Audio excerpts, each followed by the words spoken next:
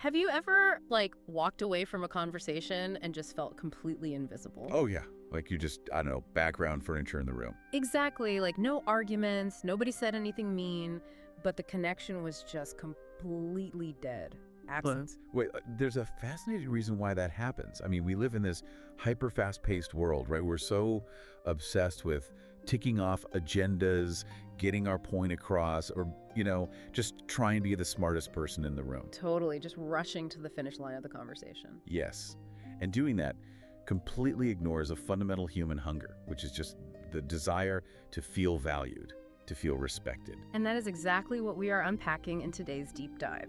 We're going to explore how putting someone's dignity first isn't just, being nice. Right, it's not just polite. Exactly. It is highly, highly effective. We are unpacking exactly how to shift our communication to actually win people's hearts and their cooperation. Because treating people with dignity is really the baseline for any kind of real influence.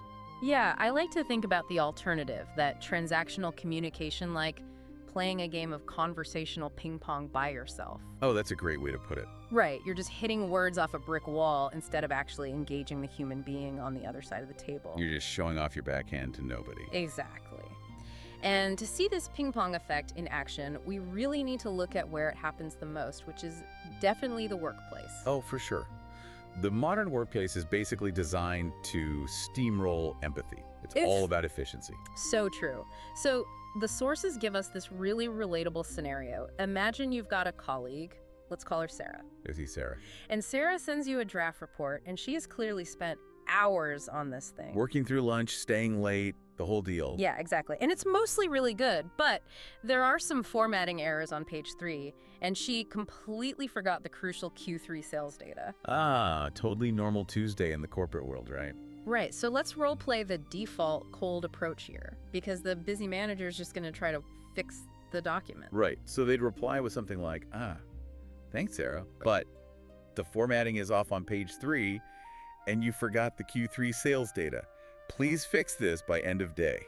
See, that is so common. It really is. But psychologically, that direct language acts like a cold splash of water to the face. Because it's so abrupt. Because it reduces Sarah's hours of hard work strictly down to her mistakes. It instantly bruises her ego. But wait, let me play devil's advocate for a second here. Sure, go for it. Why is that so bad? I mean, we're at work, right? It started with thanks. It pointed out the error, gave a timeline. It wasn't mean. Right, on paper, it's perfectly efficient. Yeah. Shouldn't a professional just take the feedback and fix the formatting? Logically, yes. But you're dealing with human biology, not just logic. Think about the word but in that sentence. Oh, like thanks, but. Yes. In English, but is basically a verbal erasure. It retroactively deletes the thanks that just happened. Wow, yeah, that makes sense. So neurologically, human beings are hardwired for threat detection. When Sarah reads that criticism, her amygdala, which is the brain's threat center, just lights up. So she feels attacked. Exactly. You've taken her dedication and reduced her identity to a typo.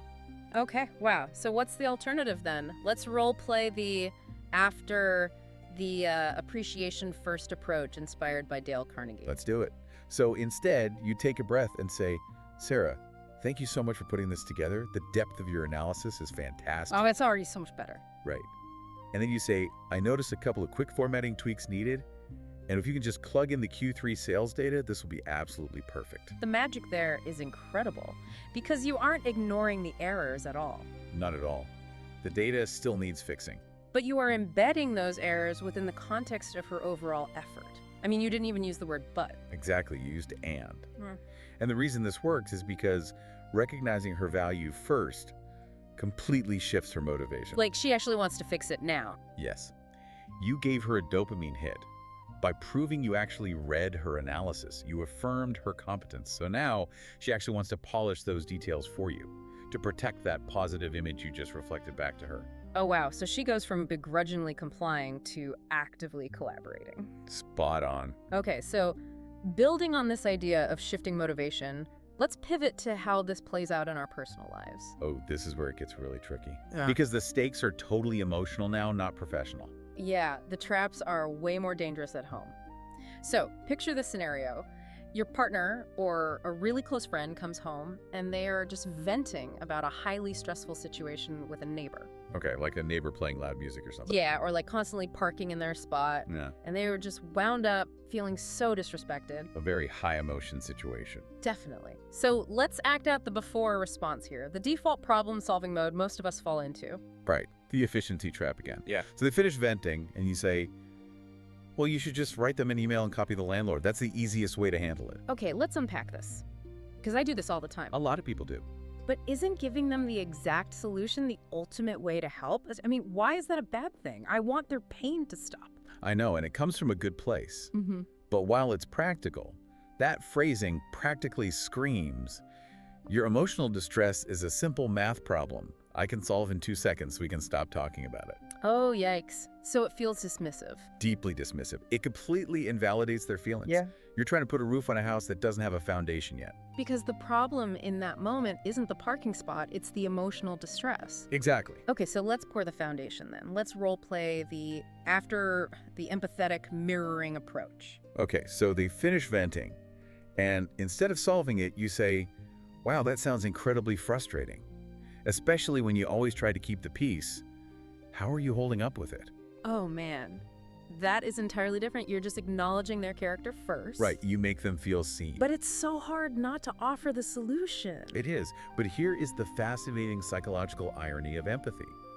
Once they feel heard and respected by you, once that limbic system calms down, they will almost always ask for your advice anyway. Wait, really? Yes, because they feel safe. They'll look at you and say, yeah, it's awful. What do you think I should do?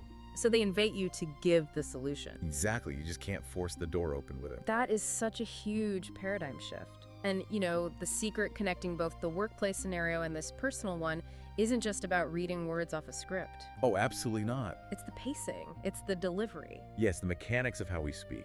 Because there's this anti-flattery rule we have to talk about. Right, like making people feel valued is definitely not about fake flattery or grand gestures. No, human beings have built-in radar for insincerity. Yeah. If your intent is just to manipulate someone into doing what you want, they'll sense it instantly. It requires genuine intent. And genuine intent shows up in the physical act of slowing down, right? Completely. Like instead of just hovering at the edge of the conversation, waiting for your turn to speak, which I totally catch myself doing. We all do. We're just reloading our arguments in our heads. Yes, conversational reloading. But slowing down your response pace actually proves to the listener that you are digesting their words. Right. You're noticing the human behind the task. Yeah. Or the emotion behind the words.